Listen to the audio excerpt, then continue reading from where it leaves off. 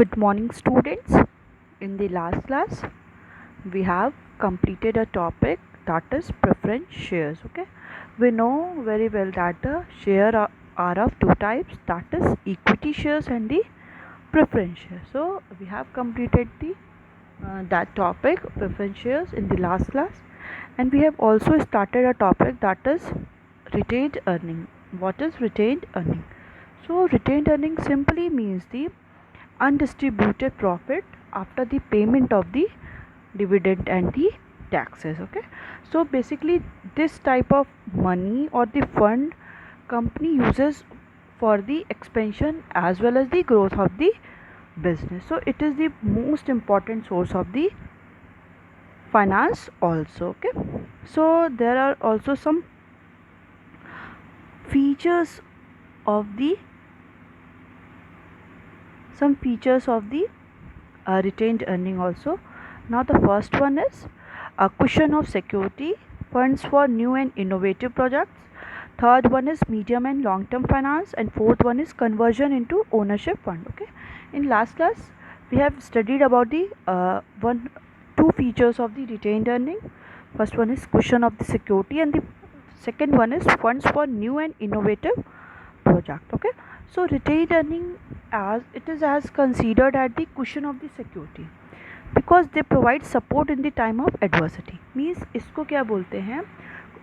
Cushion of the security means protection for the security, because at the time of the adversity, जब कोई भी company क्या है एक अपने एडवर्स सिचुएशन में होती है, लॉस की कंडीशन में होती है, उस टाइम और कंपनी क्या है कोई भी अपने अलग जो सोर्सेज हैं, डिफरेंट फंड्स के सोर्सेज हैं, उनसे उनको फंड नहीं मिल पा रहा है या फाइनेंस नहीं मिल पा रहा है, they can't arrange the that amount of finance in that case so that any company can use the that retained earning. की कंपनी क्या है कि ये जो मनी होता है, रिटेन्ड अर्निंग होता है, वो क्या है, they provide this support in the time of adversity. वो एडवर्सिटी के टाइम में ये एक सपोर्ट प्रोवाइड करता है when company find it difficult to arrange the finance from any other source. Okay, when a company find it, जब company क्या होती है ये फाइंड करने की difficult to arrange the finances की,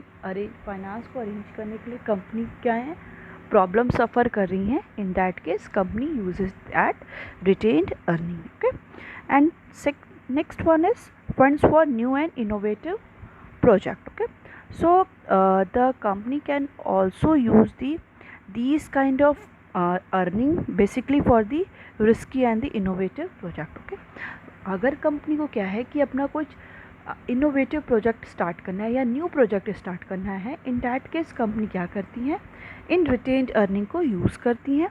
this fund is generally used for the research work, expansion project etcetera. Okay, ये जो फंड है वो कंपनी कब यूज़ करती हैं, अपने रिसर्च वर्क में यूज़ करती हैं, और अपने प्रोजेक्ट को अगर उनको एक्सपेंशन करना है, in that case company uses the kind of retained earning. Okay, now the third one is medium and long term finance.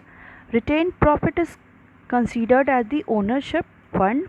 It serves the purpose of the medium and long term finance. Okay, so basically retained earning क्या होता है, ये long term और दी medium term finance होता है.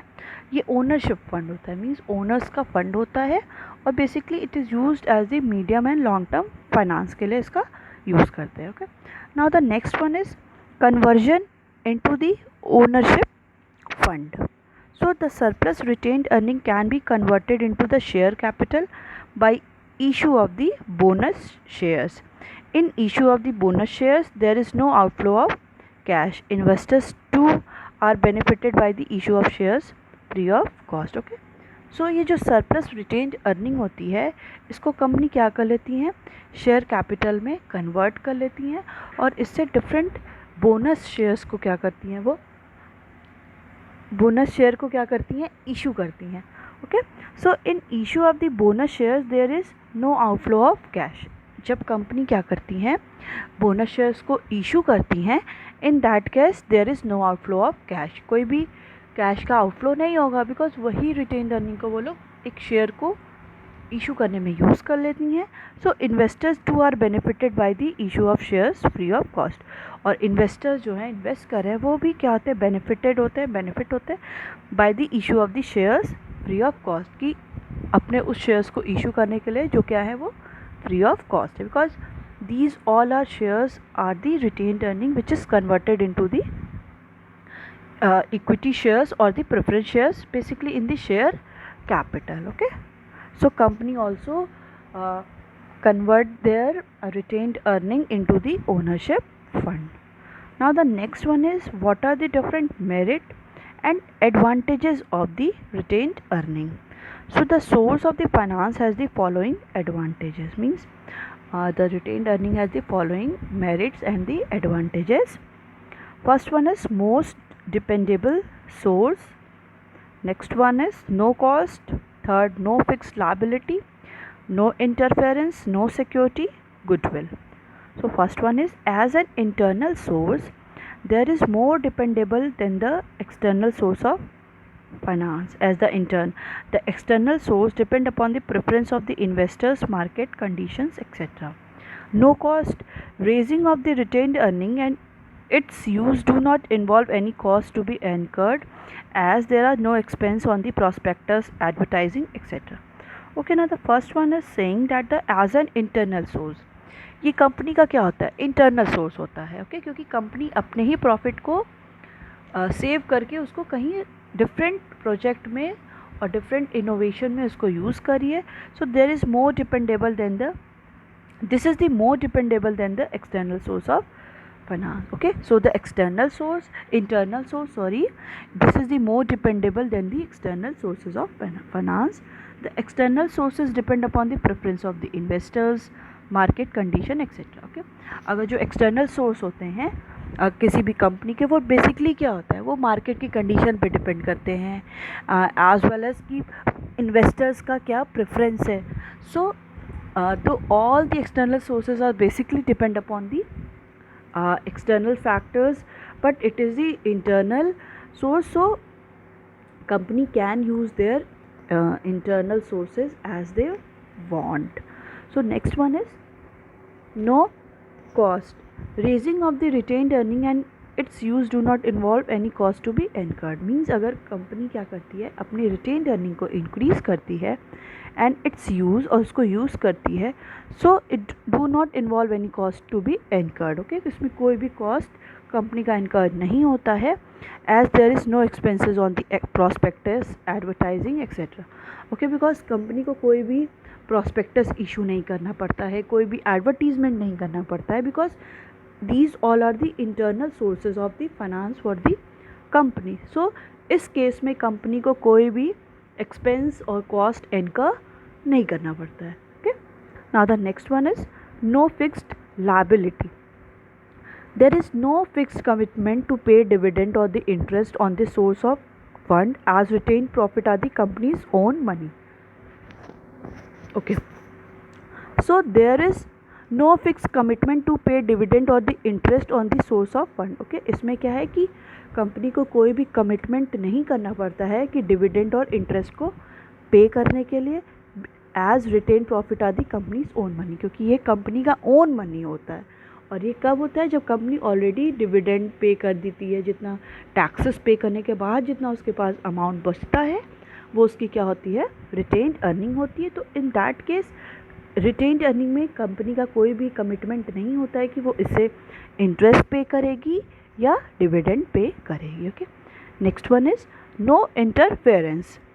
With retained earning, there is no increase in the number of shares holder. Retained earning involves no risk of the dilution of the control. Okay, so retained earning में क्या है, there is no increase the number of shares holder. कि with the retained earning के साथ है company क्या कर सकती है, अपने नंबर ऑफ़ शेयर्स होल्डर को वो इंक्रीज़ नहीं कर सकती है, बिकॉज यहाँ पे कोई भी इंटरफेरेंस नहीं होता है. Retained earning involve no risk of dilution of control. कि रिटेन्ड अर्निंग में कोई ऐसा रिस्क नहीं होता है कि जो भी कंट्रोल है शेयर्स होल्डर का या उनके जो मेंबर्स है उसको कोई और ले लेगा. प्लीज़, कंट्रोल रिड्यूस नहीं होता है, इसका कोई भी रिस्क नहीं होता है, ठीक है। तो कंपनी जो ऑलरेडी उसके शेयर होल्डर हैं उन्हीं के साथ एग्जिस्ट करती है, कोई न्यू शेयर होल्डर एंटर नहीं कर सकते हैं। तो इसलिए जो भी रिस्क नहीं है कि कंट्रोल कंपनी का किसी और के हैंड में चला जाएगा। Okay, next one is no security. Unlike debentures, no charges created against the asset. The company is free to use its asset for the raising loan in future. Okay, unlike debentures,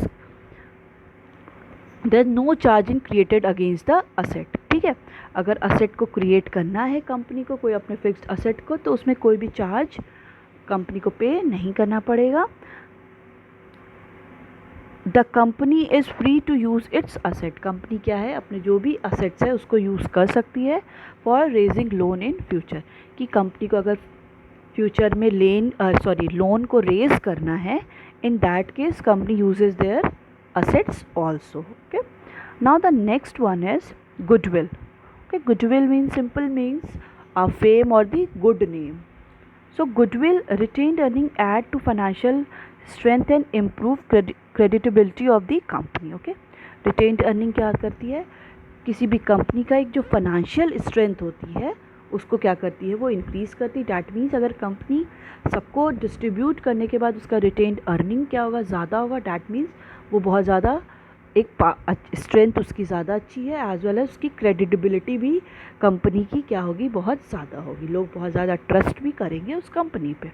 okay, with large reserve company can easily meet all type of unforeseen contingency eight and any other crisis. Okay, company का क्या है, large reserve हो जाएगा and they can also meet all type of unforeseen contingency. की अगर company के पास जो reserve है और रिटेन्ड अर्निंग है वो ज़्यादा हो जाएगा, इन डैट केस कंपनी के प्रेजेंस में या कंपनी के सामने कोई भी अनफॉर्सीन कंटेंजेंसी आएगी, मीन्स जो कंपनी को नहीं पता है कि ये ऐसे प्रॉब्लम्स आ सकती हैं, वो भी अगर उसके सामने आ जाएगी, so company can also face easily. Company उन सारे अनप्रिडिक्टेबल और एक्सीडेंट्स को जो भी हो जाते हैं, एक्सीडेंटली जो भी हो जा रहे हैं, कंपनी उन सारी प्रॉब्लम्स को ईजिली सफ़र और ईजिली फेस कर सकती है, बिकॉज उसके पास जो फाइनेंशियल उसकी जो गुडविल है एज वेल एज उसकी क्रेडिबिलिटी क्या है, वो बहुत ज़्यादा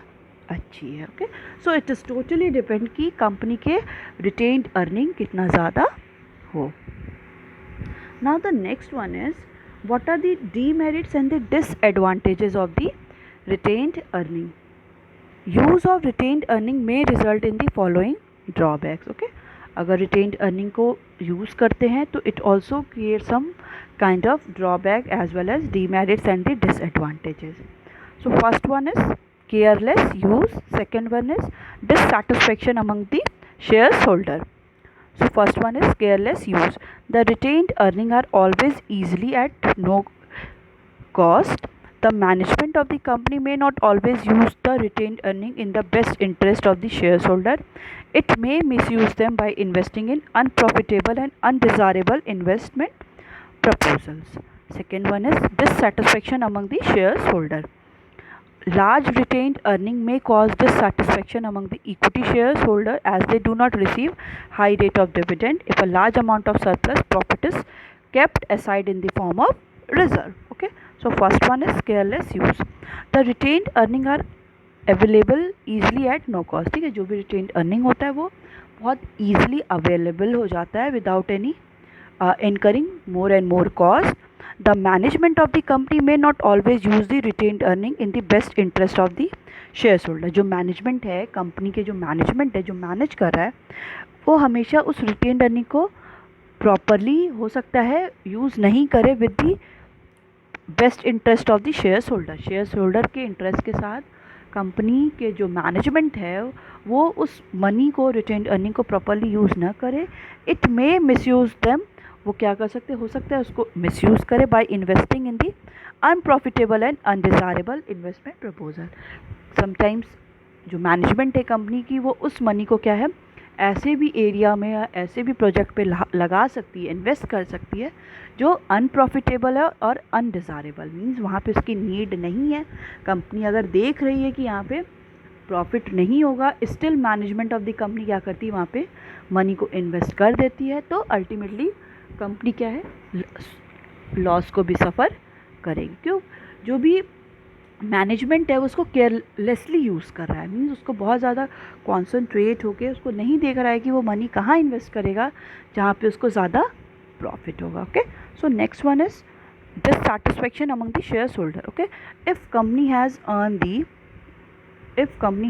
the large retained earning, company का क्या होगा, large retained earning होगा, it also create or cause the dissatisfaction among the equity shareholder. ठीक है, ये क्या होगा, ये equity shareholder के dissatisfaction भी create करेगा। कैसे? As they do not receive high rate of dividend, कि उन्हें क्या है, हाई रेट ऑफ डिविडेंड मिलेगा नहीं। If a large amount of surplus profit is kept aside in the form of reserve, कि अगर लार्ज अमाउंट ऑफ मनी को एक as a reserve as a retained earning एक एज अ सेफ रख लिया जाएगा, तो जो भी इक्विटी शेयर्स होल्डर को हाई रेट ऑफ डिविडेंड नहीं मिलेगा, क्योंकि इक्विटी शेयर्स होल्डर को जितना ज़्यादा प्रॉफिट होगा उतना ही ज़्यादा उनको डिविडेंड मिलेगा। बट कंपनी क्या करेगी कि उस अमाउंट को एज अ रिजर्व पहले ही रख लेगी और शेयर्स होल्डर को बहुत less amount of rate of dividend provide करेगी। सो it is also the one of the disadvantage of the retained earning. Okay, now the next one is over capitalization. So the large amount of the retained earning result in the issue of the bonus shares to equity shareholder. Frequent capitalization of the reserve may result in over capitalization. Okay, so large amount अगर company का retained earning में हो जाता है तो company क्या करेगी, in that case जो भी बोनस शेयर्स हैं, एक्स्ट्रा शेयर्स हैं, वो इक्विटी शेयर्स होल्डर को क्या कर देगी, इशू कर देगी। फिर बहुत ज़्यादा कैपिटल्स को इशू करने से वो ओवर कैपिटलाइजेशन होगा, मींस कैपिटल क्या है वो बहुत ज़्यादा ही फ्रीक्वेंटली इंक्रीज़ होने लगेगा। सो ये कंपनी के लिए क्या होगा, ये ज़्यादा अच्छा एक रिजल्ट नहीं होगा। Okay, next one is imbalanced growth. When surplus profit are not distributed in the form of dividend, it result in use of profits by the same industry for its further growth and expansion. When the surplus profit is distributed in the form of dividend, then the shareholder may invest the money in the other countries, resulting in the balanced growth of all the companies. Okay, imbalanced growth, it also talk about the imbalanced growth. How? When surplus profit are not distributed in the form of dividend, कि जो भी company का surplus profit हो रहा है, अब company उस profit को as a dividend share holder को पे नहीं कर रही है, it result in use of profit by the same industry for the further growth and expansion. और कंपनी क्या करेगी, उसी प्रॉफिट को profit by the same industry, वही इंडस्ट्री कहीं और ग्रोथ और एक्सपेंशन के लिए उसको यूज़ करेगी। When the surplus profit is distributed in the form of dividend, then the share holder में invest the money in the other company. सो अगर वही जो सरप्लस प्रॉफिट कंपनी को मिल रहा है वो अगर एज अ डिविडेंड वो शेयर्स होल्डर को वो क्या कर देगी, प्रोवाइड कर देगी इन द फॉर्म ऑफ डिविडेंड, तो जो शेयर्स होल्डर हैं वो उस अमाउंट को, उस मनी को क्या करेंगे, अदर कंपनी में इन्वेस्ट करेंगे। एंड इसका रिजल्ट क्या होगा, balance growth of all the company, की हर एक कंपनी का क्या होगा, बैलेंस ग्रोथ होगा। ऐसे क्या होगा कि बस कंपनी क्या करेगी, उन्हीं को इशू करेगी और वो सेम इंडस्ट्री में ही अपने शेयर्स को अगेन इशू कर देंगे। इससे क्या होगा कि बैलेंस ग्रोथ नहीं होगा, सारी कंपनी का डेवलपमेंट एक साथ नहीं होगा। तो इसके लिए क्या करना चाहिए कि सरप्लस प्रॉफिट को कंपनी को इन the form of dividend shares holder को दे देना चाहिए। अब शेयर्स होल्डर क्या करेंगे, अपने मनी को इन्वेस्ट करेंगे in the other company, so ultimately it leads to the balanced growth of all the companies. Okay, so it's all about the your retained earning. Now the next one is GDR. It is also called the Global Depository Receipt. Okay, it is also the one of the owners fund long term finance. Okay, and one of the American Depository Receipt, and third one is Indian Depository Receipt. So let's see what is this. Global Depository Receipt. Global Depository Receipt are issued against equity shares in global market. These are the indirect equity offerings. The equity shares issued against GDR as held by an international bank called depository. Companies issue dividend notice reports etc. regarding these shares to a bank only. These shares are also called depository shares. The holder of these shares do not get voting rights. The capital contributed by these shares is in dollars. That is why these are called dollar denominated instruments. The global depository receipts were introduced by the Citibank in 1990. Okay, so what is global depository receipt? It is issued against the equity shares in the global market. की ये जो GDR होता है वो equity shares के against issue होता है in the global market. Whenever we are talking about the international market, these are indirectly equity offering. Indirectly ये इक्विटी को ऑफर करते हैं. The equity shares issued against the GDR as held by an international bank called depository. Means ये जो equity shares होते हैं वो as a GDR issue होते हैं बाय द इंटरनेशनल बैंक जिनको हम डिपॉजिटरी कहते हैं.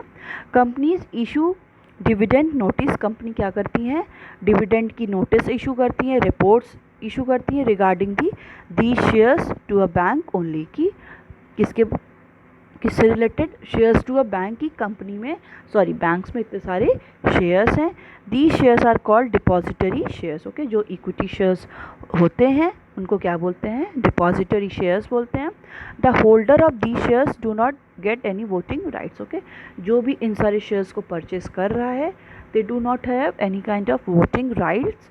The capital contributed by these share is in dollar. Okay, जो भी कैपिटल कंट्रीब्यूट हो रहा है, मीन जो शेयर्स हम परचेज करेंगे तो कैपिटल जो भी कंट्रीब्यूट करेंगे they will always be in dollar. Okay, which is use in the USA. Okay, सो हमेशा क्या होगा? ये डॉलर्स के टर्म में ही होगा, इनको कन्वर्ट किया जाएगा. That is why these are called dollar denominated instrument. इसीलिए इनको हम क्या बोलते हैं? डॉलर डिनोमिनेटेड इंस्ट्रूमेंट भी बोलते हैं. डॉलर के थ्रू ये क्या डिनोमिनेटेड है. Okay, the global depository receipt were introduce by the city bank in 1990. Okay, तो ये जो 1990 में ही सिटी बैंक के थ्रू क्या हुआ था? इसको इंट्रोड्यूस किया गया था. Okay, so these all are the some features of the GDR. First one is capital collected from the issue of GDR is in foreign currency. The issue price of GDR is fixed on the basis of the investor's response. No voting rights are given to the holder of the GDR. GDR are easily transferable at the stock exchange. The first Indian company to issue GDR was Reliance Industries. It sold $150 million worth of GDRs in 1992. Okay, so capital contribute जो भी होगा from the issue of GDR it will always be in foreign currency. हमेशा भी ये Indian currency और domestic currency में ना हो के ये क्या होगा? फॉरेन करेंसी में इशू होगा. The issue price of GDR is fixed by the on the basis of investors response. कि जो भी GDR का ग्लोबल डिपॉजिटरी का कितना प्राइस होगा 50, 100 what ever, it is totally depend upon the कि इन्वेस्टर्स का उस पर रिस्पॉन्स कैसा है. इन्वेस्टर्स उसको परचेस करना चाह रहे हैं या नहीं चाह रहे हैं, उसके अकॉर्डिंग ये रेट डिसाइड होगा. And no voting rights is provided to the holder of the GDR. जो भी GDR का होल्डर है उसको किसी भी टाइप का वोटिंग राइट्स प्रोवाइड नहीं होगा. GDR are easily transferable at the stock exchange. ठीक है, स्टॉक एक्सचेंज में जो स्टॉक एक्सचेंज मार्केट्स होते हैं ना आपके निफ्टी, सेंसेक्स, इसमें क्या हो गए? ये सारे GDR को हम लोग ईजिली कन्वर्ट कर सकते हैं. और जो फर्स्ट कंपनी इंडिया में जिसने GDR को परचेज़ किया था वो कौन थी? रिलायंस इंडस्ट्रीज़. और कितने का? $150 मिलियन का उन्होंने क्या किया था? इतने अमाउंट का GDR को परचेज़ किया था इन दी 1992. Okay, so it is the GDR. So next one is ADR. It is the American Depository Receipt. Okay, so an ADR is just like a GDR. Okay, जो ADR भी होता है वो GDR की तरह ही होता है except that it can issue to a citizen of USA only. But जो ADR होता है, अमेरिकन डिपॉजिटरी रिसिट, ये बस जो अमेरिका के जो सिटीजन हैं बस उन्हीं को ही ये इशू होता है, and it can be listed in the US stock exchange, और ये बस US के स्टॉक एक्सचेंज में ही लिस्ट हो सकता है। और जो ग्लोबल डिपॉजिटरी है रिसिट है वो all over the all over the country, जितनी भी कंट्री हैं वो उनमें कहीं भी ट्रांजैक्शन हो सकता है, किसी भी स्टॉक एक्सचेंज में भी चेंज हो सकता है। बट अमेरिकन डिपॉजिटरी रिसिट क्या है, वो बस जो USA के सिटीजन्स हैं उन्हीं को इशू होता है, as well as it can listed only the United State stock exchange. Shares issued by the company are held by an international bank और डिपॉजिटरी। ठीक है, ये जो भी डिफरेंट इंटरनेशनल बैंक्स होते हैं, इंटरनेशनल, वही ये क्या करते हैं, share issued by the company, जो भी कंपनी शेयर्स इशू करती हैं, they all are held by the international bank called depository. ठीक है, sorry, which receive dividend notice and reports, ये क्या करती हैं, डिविडेंड की नोटिस भी रिसीव करती हैं as well as report also. So ADR are the subject to much strict disclosure requirement than GDR। Okay, so ADR क्या है, इसमें बहुत ज़्यादा रिस्ट्रिक्शंस भी हैं, because regulation of US stock exchange are very strict, क्योंकि जो रेगुलेशन है, रूल्स एंड रेगुलेशन हैं US के, वो स्टॉक एक्सचेंज के, वो बहुत ज़्यादा स्ट्रिक्ट हैं। And annual legal and accounting cost of maintaining an ADR are much higher than the GDR। Okay, जो भी कॉस्ट इसका आता है, अकाउंटिंग कॉस्ट इसको मैनेज करने का, वो बहुत ADR are much higher than the GDR, जो इसका कॉस्ट आता है maintaining as well as accounting का, it is much more than the GDR। Okay, now N ADR is an American dollar denominated instrument. Okay, so ADR क्या है, American dollar, मतलब dollar के terms में ये डिनोमिनेटेड इंस्ट्रूमेंट है। Any American bank functioning as a depository can issue ADR। Okay, बस ये जो भी अमेरिकन बैंक है वही क्या कर सकती है, इसको इशू कर सकती है। ओके, और ये किसी भी कंट्री में एप्लीकेबल नहीं होगा, it is only listed in the US stock exchange. Now the next one is IDR। Okay, so it is also the owner's fund long term, and IDR is also like a GDR। जो IDR होता है, it is also the just like a GDR, except that is issued to the citizen of India। और जो IDR होता है, that is Indian Depository Receipt, ये क्या होता है, बस जो इंडिया के सिटीजन्स हैं उन्हीं को ही इशू होता है। Through IDR foreign companies raise funds from Indian market. IDR के थ्रू जो भी फॉरेन की कंपनीज हैं वो क्या करती हैं, इंडिया के मार्केट में अपने फ़ंड को रेस करती हैं। मीन्स हम लोग जो शेयर्स को परचेज़ करते हैं तो वहाँ पे फॉरेन कंपनीज क्या करती हैं, इंडिया के मार्केट में उसको इन्वेस्ट करती हैं। Through that they can raise their fund also. The foreign company IDR will deposit shares to an Indian depository. Okay, सो जो फॉरेन कंपनीज के IDR हैं वो क्या होते हैं, वो इंडियन डिपॉजिटरी में, इंडियन बैंक्स में क्या होते हैं, डिपॉजिट होते हैं। The depository issued receipt to investors in India. जो डिपॉजिटरी होते हैं, जो बैंक्स होते हैं, वो रिसिप्ट को इशू करते हैं अगेंस्ट दी शेयर्स, कि उन्होंने इतने सारे शेयर्स को परचेज़ किए हैं। Standard chartered bank was the first global company to file और for an issue to IDR in India. Okay, जो स्टैंडर्ड चार्टर्ड बैंक है वो फर्स्ट था जो एज अ ग्लोबल कंपनी जो इंडिया के मार्केट में अपने फंड को रेज किया था। Okay, now the eligibility of the company to issue IDR, की जो किसी भी कंपनी की क्या एलिजिबिलिटी होगी कि वो IDRs को इशू करेंगी।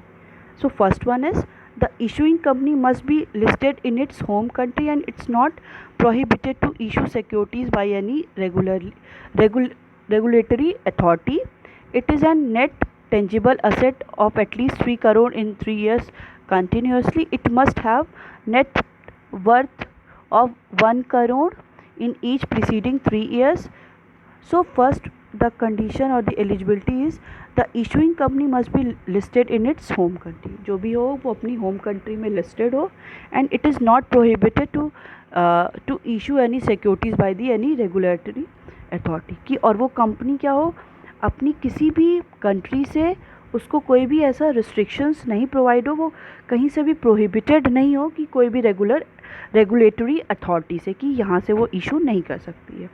नेक्स्ट वन इज जो भी इसका टेंजिबल असेट होगा वो एटलीस्ट 3 करोड़ इन 3 ईयर्स कंटिन्यूसली, मीन्स 3 करोड़ उसका इन 3 ईयर्स में वो असेट उसका कंटिन्यूसली इंक्रीज होना चाहिए। Tangible asset means the asset which we can touch. Okay, next one is it must have net worth ₹1 crore in each preceding 3 years, mean उसका जो net worth है, जो उसका प्रॉफिट है, वो 1 करोड़ होना चाहिए इन ईच प्रीसीडिंग 3 ईयर्स में। ओके, 3 ईयर्स की प्रीसीडिंग में उसका जो नेटवर्क है it should be 1 crore. Okay, next one is reservation in the ideas issue.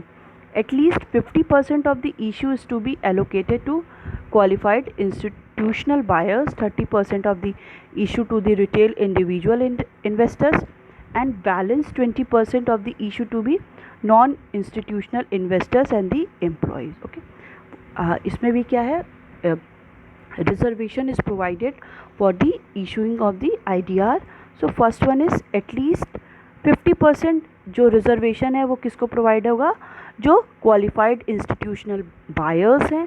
30% issue reservation provide होगा जो रिटेल इंडिविजुअल इन्वेस्टर, मींस जो रिटेल ट्रेडिंग में, रिटेल मार्केट में क्या है, इन्वेस्टर्स हैं, उनको रिजर्वेशन है।